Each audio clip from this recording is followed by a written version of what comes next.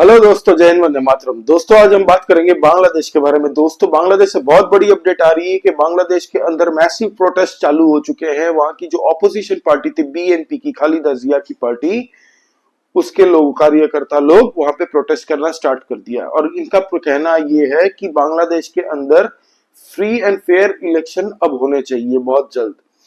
Actually दोस्तों होता क्या है कि जैसे ही शेख हसीना को इन्होंने निकाला 45 मिनट का टाइम देके बांग्लादेश की सरकार से, एक इंटरिम गवर्नमेंट बैठी।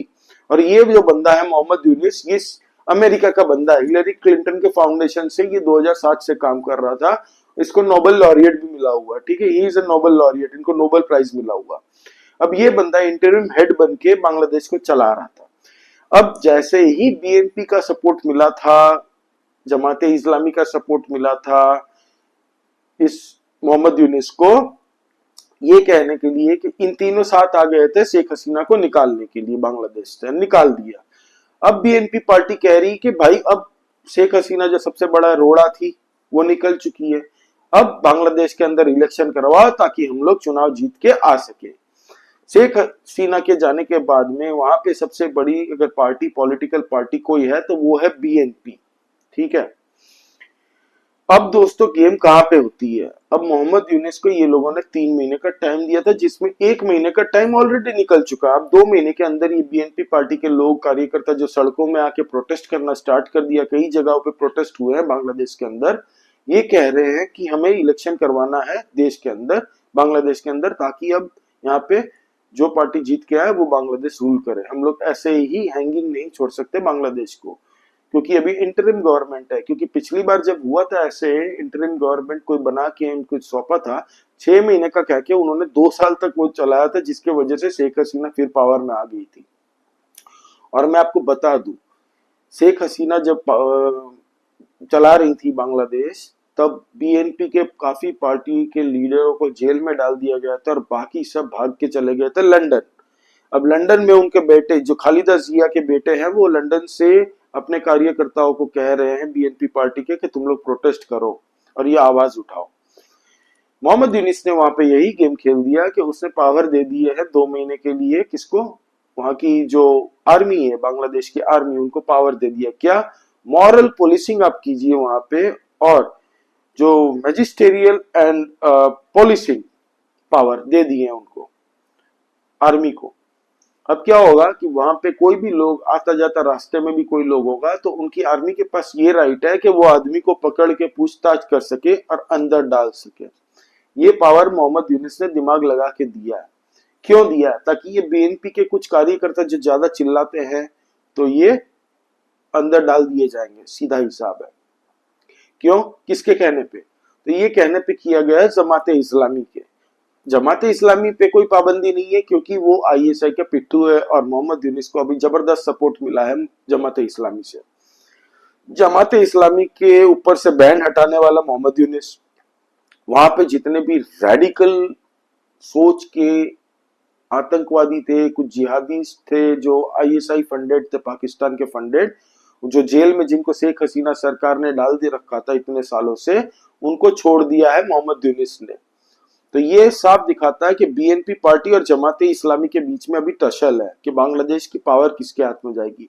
जमाते इस्लामी चाहता है पूरा बांग्लादेश रेडिकल हो जाए और पाकिस्तान बन जाए, दूसरा पाकिस्तान, क्योंकि 1971 में जो पाकिस्तान टूटा था, अब उनका ये मकसद है कि ग्रेटर बांग्लादेश बनाएंगे इंडिया की टेरिटरी लेके।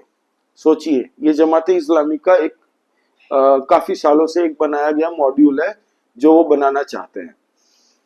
बीएनपी पार्टी की जो खालिदा जिया है, ये इस वक्त 3 दुश्मन, बोलते हैं ना कॉमन एनिमी है, तो 2 दुश्मनों को भी साथ ले आती है।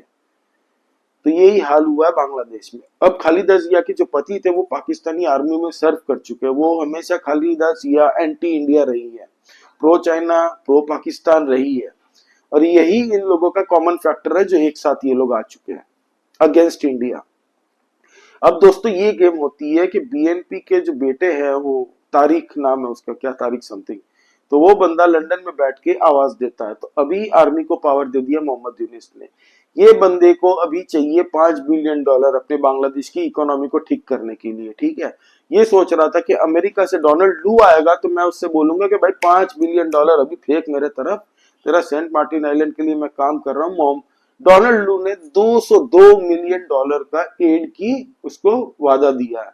मतलब सोचिए, 5,000 रुपए मैंने सोचे थे मुझे मांगने हैं, मुझे उसने $200 पकड़ा है। तो ये हाल है बांग्लादेश का। अब अदानी के पैसे नहीं है बांग्लादेश को देने के लिए। रशिया ने जो $630 मिलियन जो मांगे थे वो रूपपुर पावर प्लांट के लिए, जो $7.5 बिलियन रशिया ने खर्चा है ना 25 इंस्टॉलमेंट में दिए थे बांग्लादेश को, उसका खाली ब्याज इंटरेस्ट $630 मिलियन। इसलिए रशिया ने कहा था 15 सितंबर तक दे देना। वो देने के लिए भी पैसे नहीं है भाई, खाने के तेरे पास पैसे नहीं है।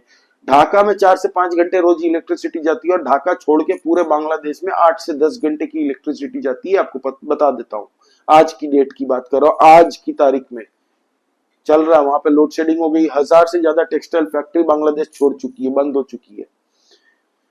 और न्यूज देता हूं दोस्तों, ये टेक्सटाइल इंडस्ट्री के लिए कॉटन जो जाता था वो इंडिया से जाता था। इंडिया के जितने चीजें वो लोग इंपोर्ट करते थे, इंडिया से पैसे देने के लिए है नहीं उसके पास। अब ये उल्टा क्या कर रहा है, इंडिया में वो लोग से कुछ इलिश मछली होती है, बंगालीज ज्यादा खाते हैं, प्रेफर करते हैं वहां पे।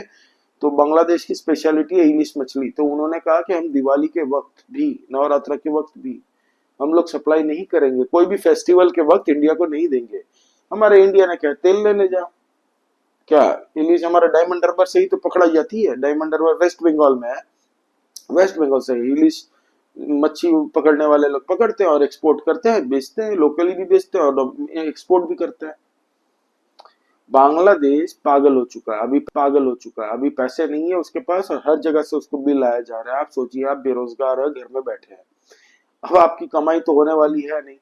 अब आपको अगले महीने से हर महीने बिल आना चालू हो जाएगा, इसके बिल, उसके बिल, इसके बिल। बिल इकट्ठा हो रहे हैं बांग्लादेश के पास, पैसे है नहीं।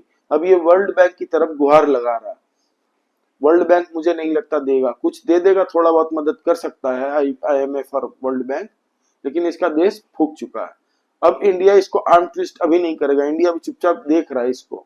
अब आस्ते से दवाई देगा इसको, ऐसा वैक्सीन एक लगेगी बांग्लादेश को कि बांग्लादेश पूरा दिमाग ठिकाने आ जाएगा। पागल हो चुका है। जब पागल व्यक्ति को करंट शॉक दिया जाता है ना, वैसे शॉक दिया जाएगा। ज्यादा इस पे डोज देंगे वजन नहीं सह पाएगा। अभी जो हिंदुओं के ऊपर जो अत्याचार जो किया जा रहा है बांग्लादेश के अंदर में, 1.25 करोड़ हिंदू वहां पे फंसे हैं दोस्तों। उनको मारा जा रहा है, बलात्कार किया जा रहा है, उनका घर जलाया जा रहा है जब वो सो रहे हैं, उनके मंदिरों को तोड़ा जा रहा है, गुरुद्वारे को तोड़ा गया है दोस्तों, और चर्च को भी तोड़ा गया। सोचिए, बांग्लादेश के अंदर में आप ऐसे नहीं निकल सकते। वहां पे आप सोचिए, कुछ व्लॉगर गए थे जो यूट्यूब में ब्लॉगिंग करते हैं ना, वो हमारे कुछ इंडियंस गए थे वहां पे। तो आदमी वालों को पूछ रहे थे कि भाई आप लोग क्या चल रहा है बांग्लादेश में, गेट आउट बोल दिया था उस ब्लॉगर को। और ये कहा गया था कि भाई यहाँ मत देखना, इंडिया हमसे खाली लेता, खून चूसता हमारा। वे भीख मंगो, तुम लोग $5 बिलियन तो इंडिया से लोन लेके बैठे हो। एड देते हैं वो तो अलग है, 200-400 मिलियन डॉलर जो इंडिया से एड देते हैं ना तुम लोग को भीख में, वो तो ऐसे ही देते हैं तुम लोग को। तुम लोग से हम लोग क्या चूसेंगे? तुम लोग के अंदर है क्या? खून की टेस्टिंग होगी तो उसमें विटामिन डेफिशिएंसी होगी तुम्हारे अंदर। कंगालियों, भीख मंगो, औकात से बाहर ज्यादा मत उड़ो। शर्म करो, भगवान से डरो, भोसड़ी वालों, भगवान से डरो, समझे? ऊपर वाले से डरो। साला तुम लोग इंडिया को आग दिखाते हो बे बेशर्मो, भीख मंगो। पाकिस्तान तुम लोग का ऑफिशियल अब्बू है, तुम लोगों ने साबित कर दिया। 1971 में जो तुम्हारी दादी मम्मी के साथ किया था ना, तुम लोग उसी के दाना पानी हो। याद है ना, जब पाकिस्तानी आर्मी चली गई थी उसके साल भर के बाद कितने बच्चे पैदा हुए थे? 10 लाख से ज्यादा नाजायज बच्चे पैदा हुए थे। तुम लोग उसी की नस्ल हो, तुम लोगों ने साबित कर दिया। तुम लोग का जो एटीट्यूड है towards minorities, towards Hindus, towards non Muslims, तुम लोग बोलते हो ना काफिर काफिर काफिर, तुम लोगों की औकात दिखाएगी। 4 छेद है तुम लोग के जांघिया के अंदर, और तुम लोग बातें करते हो अरमानी सूट की। भीख मंगो, सुधर जाओ। आप लोग दोस्तों प्लीज सब्सक्राइब कीजिए इस चैनल को, लाइक कीजिए इस वीडियो को, और कमेंट करके बताइए आपका क्या कहना है इस बारे में। और आप लोग प्लीज सब्सक्राइब करके ये बताइए कि हम लोग इंडिया की पॉलिटिक्स की चर्चा करते हैं, यूएस की पॉलिटिक्स की चर्चा करते हैं, हर मतलब वर्ल्ड में जियो पॉलिटिक्स के लेके चर्चा करते हैं। तो आप लोग ये बताइए कि आप किस टॉपिक पे वीडियो देखना चाहते हैं, कौन सी कंट्री के बारे में। जय हिंद, वंदे मातरम दोस्तों।